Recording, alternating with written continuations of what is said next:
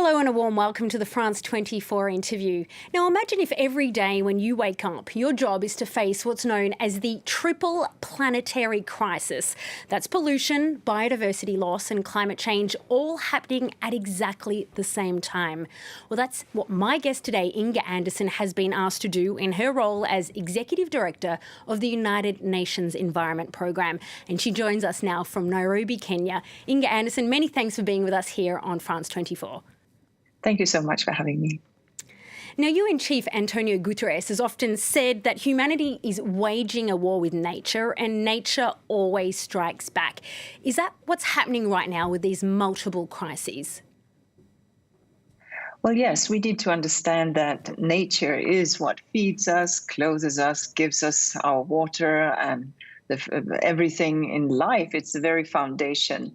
And whilst it was okay, maybe or maybe not, to exploit nature to the extent when we were just a few millions or even a billion on this good earth, clearly, as we have increased our wealth, etc., we have increased our encroachment into nature. We have caused effluence and pollution, etc. We have cut down and altered more than 70% of the terrestrial ice-free surface of the earth. And whilst that's good because it gives us food, it gives us infrastructure, etc., we can't continue at this pace. So what we need to do is to change fundamentally our systems on the climate dimension, on the nature dimension, and of course on the pollution dimension, so that the next generation inherits a better earth than otherwise would be the case. Right now, we know climate change is very, very serious. We have more carbon in the atmosphere than we have had in the last 800,000 years. If we continue on the track that we are on now, by the end of this century, we will be at least at 3.5 degrees increase. We can't afford that. On pollution, I don't need to tell you how critical that is, of course, with our waterways and plastics and toxicity in our soils and our waters. And on biodiversity, we have these 7.8 or 8 million species in total on our planet. And if we continue as we are, we will lose 1 million. So we have to make some changes. And that's what the Secretary General is calling for. And we at UNEP, of course, are working for. Now, June 5 marks World Environment Day. The theme this year is ecosystem restoration.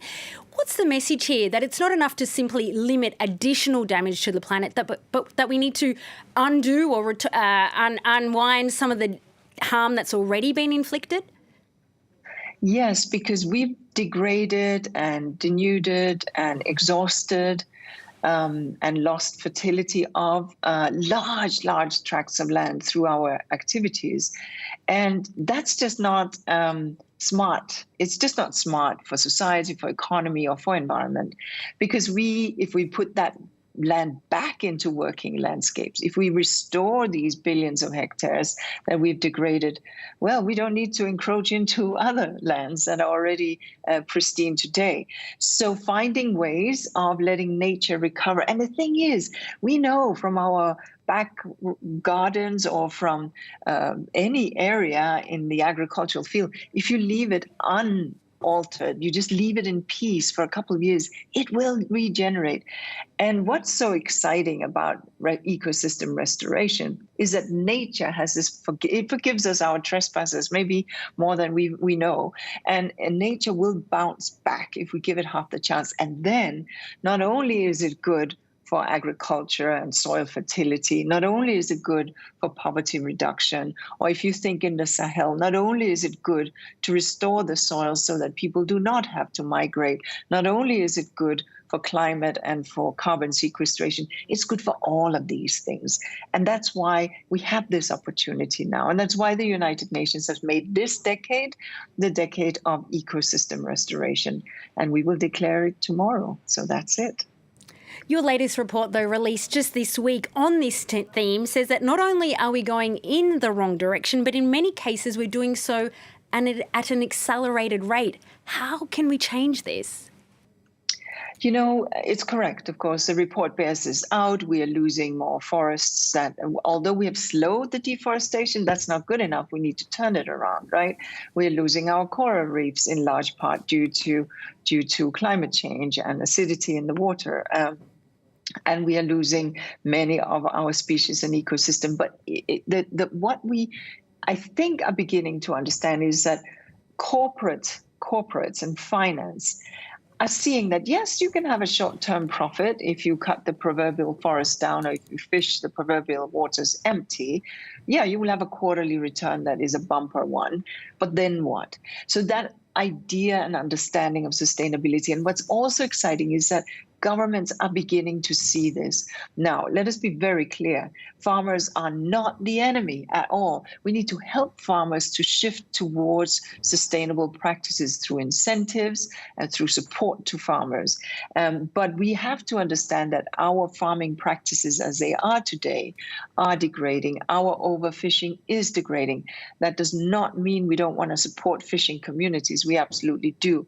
But we need to help them not drive in the direction that we are currently. Ditto for infrastructure. We need it, but we need to make it such that it incorporates nature.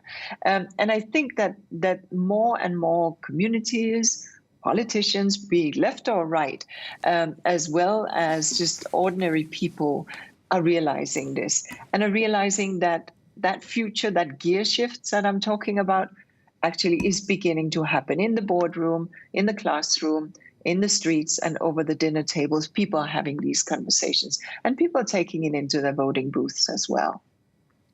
Now, there's a lot of debate around at the moment on whether meeting today's environmental challenges will require a sacrifice on our part. Republicans in the US, for example, are using it as an argument against Joe Biden's climate plans.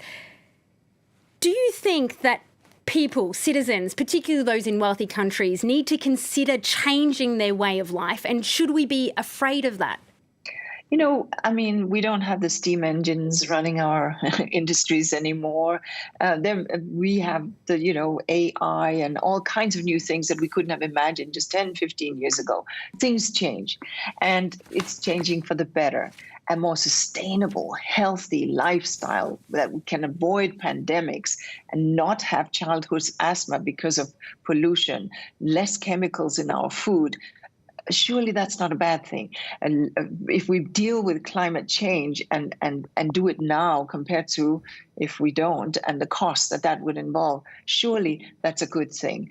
So understanding, therefore, that no, this is not a question of economic growth versus the environment.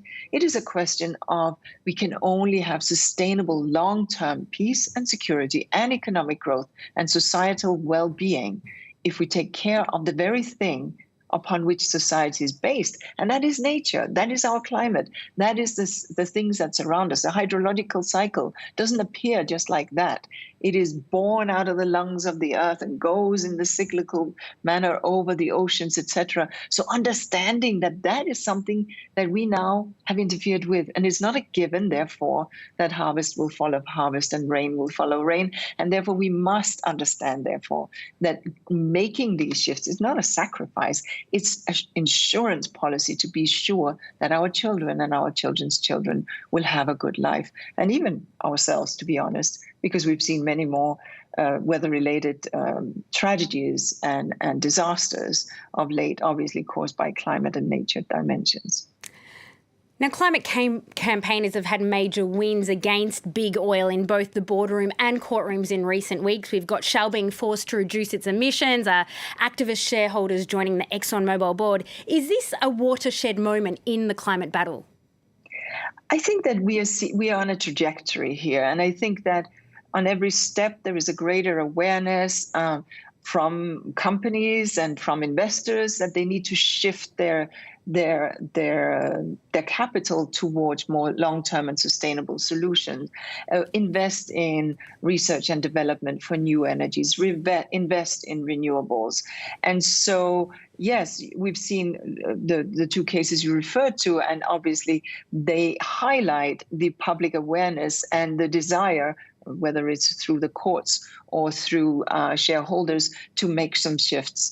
What we need to see is that sustained shift. And the governments who have signed up to the Paris Accord in 2015 agreed that we need to be landing at less than 2 degrees at the end of the century. And now science tells us that we really, really want to land at no more than 1.5 degrees. If we have made this promise to each other, and we did, we now need to live up to it. And we can't keep kicking that can down the road. We need to do it right now. And we need to do it by action, by action, by action. And that means, yes, transforming the energy sector. That means, yes, transforming the transport sector. That means, yes, transforming some of the lifestyle choices where I holiday or whatever. And it certainly also means helping agriculture make those shifts.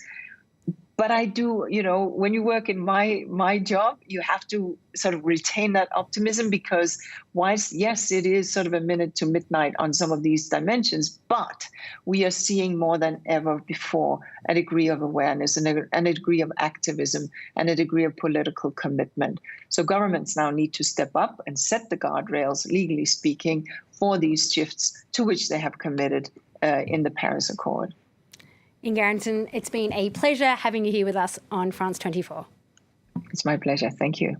And do stay with us, because we've got more news and current affairs coming right up.